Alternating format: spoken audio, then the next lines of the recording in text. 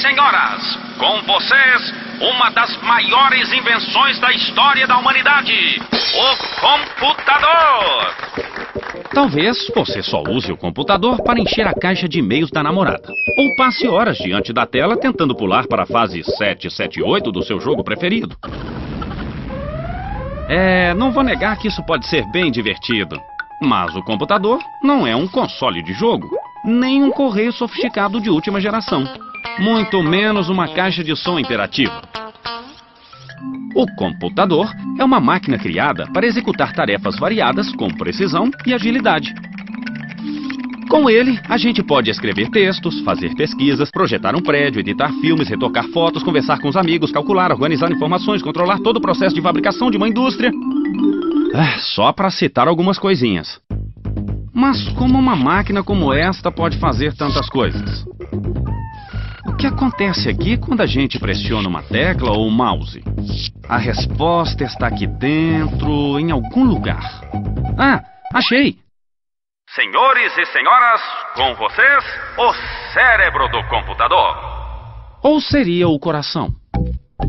Bem, o fato é que o microprocessador realiza praticamente todas as funções necessárias para o computador funcionar. Mas como uma peça tão pequena pode fazer tanta coisa? O microprocessador é formado por milhares de pecinhas como esta, os transistores. Dá até para fazer uma comparação com o nosso cérebro. O ser humano está o tempo todo usando os neurônios para guardar ou para processar uma informação. Pode ser uma coisa simples, como o número de telefone de casa, ou um pouco mais complicada, como escrever uma redação sobre o impacto da globalização na sociedade e a construção da pós-modernidade. Ufa, haja neurônio. O fato é que toda a informação circula no nosso cérebro por esta rede de neurônios. O computador não tem neurônios, claro, mas tem transistores, milhares deles reunidos em circuitos.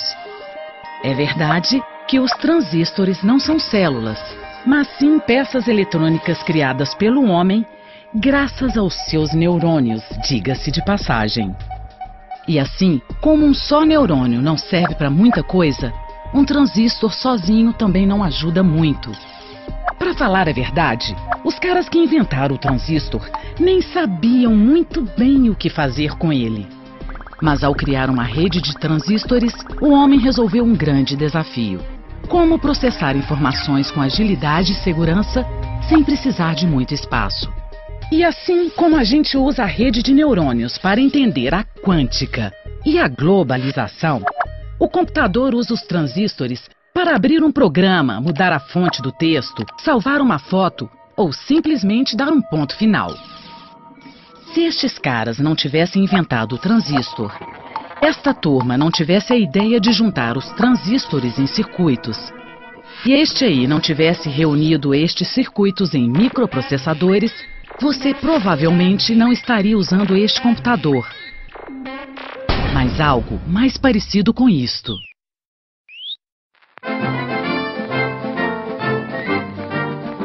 Este computador foi criado antes da invenção do transistor. O Colossus, como ficou conhecido, era enorme e funcionava à base de 1.500 válvulas. Acredite ou não, este trambolho ajudou a vencer os nazistas durante a Segunda Guerra Mundial. Ele foi usado para decifrar as mensagens trocadas pelos inimigos em forma de códigos. Alguns anos depois, o exército americano lançou o primeiro computador digital eletrônico em grande escala. O ENIAC, como ficou conhecido, parecia mais uma central telefônica. Ele era enorme, do tamanho de uma casa de 4 quartos e 2 andares. Naquela época, o ENIAC foi considerado uma evolução e tanto. Mas apesar de todo o tamanho, ele não conseguia fazer mais do que uma simples calculadora de bolso atual. Os operadores tinham que programar o computador manualmente. Ele precisava de muita energia para funcionar. E as 17.000 válvulas queimavam a toda hora.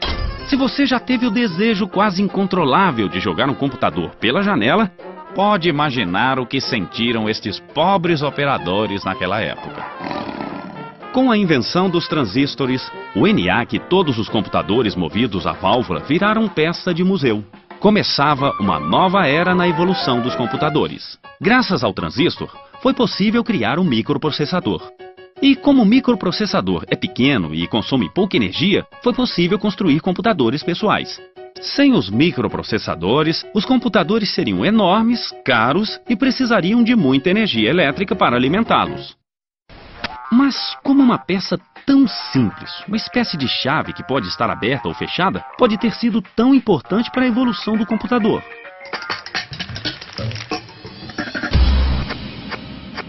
É aí que entra a matemática, a linguagem que os discípulos de Pitágoras chamavam de linguagem de Deus. Porque o bom e poderoso computador, na verdade, só sabe fazer uma coisa: calcular. Para calcular, nós usamos o sistema decimal formado por 10 dígitos. Isso é bem prático, já que nós temos 10 dedos. O computador não tem dedos, mas sim transistores. E o transistor só tem duas opções. Ele pode estar ligado ou desligado, com ou sem corrente elétrica. Seguindo este raciocínio, alguns programadores chegaram à conclusão de que seria bem mais fácil se o computador trabalhasse apenas com 2 dígitos. E por isso, adotaram um sistema binário. Com corrente elétrica, o transistor fica aberto, o que na linguagem do computador significa o número 1. Sem corrente, o transistor fica fechado, o que na linguagem do computador significa 0. Vamos pensar no transistor como uma lâmpada. Apagada, temos o 0. Acesa, o 1. Ou seja, temos apenas 2 possibilidades. Com 2 lâmpadas, temos 4 situações possíveis: acesa e acesa, acesa e apagada, apagada e acesa, apagada e apagada. Mais uma lâmpada e teremos 8 possibilidades. Como você pode notar, as sequências possíveis dobram cada vez que acrescentamos uma lâmpada.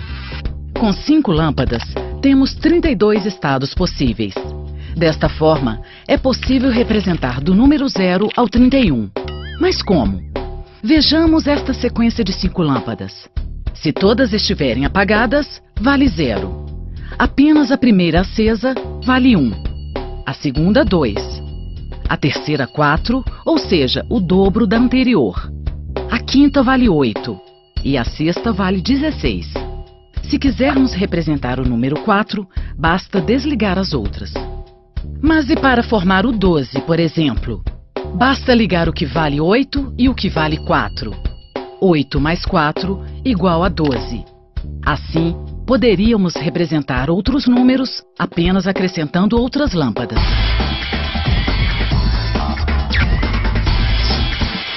O sistema binário não é nenhuma novidade. Há mais de 2000 anos, matemáticos indianos já imaginaram um sistema numérico representado apenas por zeros e uns. Outros teóricos ajudaram a sistematizar esse sistema ao longo dos séculos. Mas foi só em 1801 que um tecelão francês teve a ideia simples, e por isso mesmo genial, de aplicar o sistema binário para automatizar os teares. Produzir os tecidos que encantavam reis e rainhas na Europa era uma tarefa difícil e demorada. Os tecelões tinham que amarrar fio por fio para criar diferentes formas e desenhos. Jacquard conhecia o sistema binário e resolveu criar cartões como estes para agilizar o trabalho. A presença ou ausência de uma perfuração em frente a cada haste determinava se o fio deveria ficar por cima ou por baixo. Em 1804, Jacquard criou um tear que funcionava totalmente automatizado, permitindo ao tecelão executar padronagens complexas de uma forma quase impossível até o momento. Para mudar o padrão do tecido, tudo que o tecelão precisava fazer era substituir o cartão. A invenção de Jacquard não era um computador, mas, sem querer, acabou se tornando importante na história da informática. Os transistores atuais funcionam na mesma lógica dos cartões perfurados de Jacquard. Assim como os cartões, os transistores têm apenas 2 estados possíveis: ligado ou desligado. No caso dos transistores, cada estado corresponde a um dígito, 0 ou 1, os famosos bits. Tudo no computador é formado por sequências de zeros e uns. Mas espera aí, o computador não é uma máquina de tecer, nem uma calculadora. Eu posso desenhar, escrever, Como ele faz para representar a letra C, por exemplo, se ele só entende 0 e 1? A letra C, como todo mundo aprende na escola, é a terceira letra do alfabeto. Ela vem antes do D e logo depois do B, e serve para formar um monte de palavras. Mas para o computador, a letra C não existe. Porque para o computador, a letra C é um número formado por sequências de zeros e uns, os bits. E assim como o computador não precisa aprender o alfabeto, o ser humano também não precisa entender o código do computador. Porque o teclado faz esse meio de campo entre nós, seres humanos alfabetizados, e ele, o computador digital. Desta forma, o computador consegue escrever qualquer texto, usando apenas 2 dígitos. Cada 0 e 1 representam um bit. Um bit é a menor unidade da informação. E assim como alguém decidiu que um conjunto de 12 forma uma dúzia, definiu-se que um conjunto de 8 bits seria igual a um byte. E pensar que é possível representar tanta coisa apenas com bytes, ou seja, com sequências de zeros e uns. Essa foto aqui, ela tem 4 megabytes. Isso significa então que ela é formada por milhares de bytes, certo? Os computadores de hoje podem processar uma quantidade cada vez maior de bytes. Mas o primeiro computador digital, lançado em 1953, não chegava nem perto disso. Se a gente pudesse voltar no tempo e falasse para esse pessoal aí que um dia eles iam poder ter um computador em casa ou no trabalho para fazer um monte de coisa diferente, eles provavelmente iam achar que era uma pegadinha. Porque até os anos 70, os computadores pessoais não existiam. Os computadores ainda eram grandes e caros, ficavam guardados em salas especiais e poucas pessoas sabiam o que fazer com eles. Eram os mainframes, que não tinham nada a ver com nossos computadores atuais. Até que começaram a aparecer os primeiros computadores pessoais. Surgia aí uma nova geração de computadores. Tá certo que no começo eles pareciam mais um painel de avião, talvez. Estes aí não tinham nem monitor e se comunicavam com as pessoas através de luzes. Com o tempo, os computadores evoluíram. Ficaram mais práticos, mais ágeis, menores, diminuíram tanto que hoje cabem no bolso. Mas esta história ainda não acabou. Está em plena evolução e a próxima geração, bem, isso a gente vai ter que esperar para ver.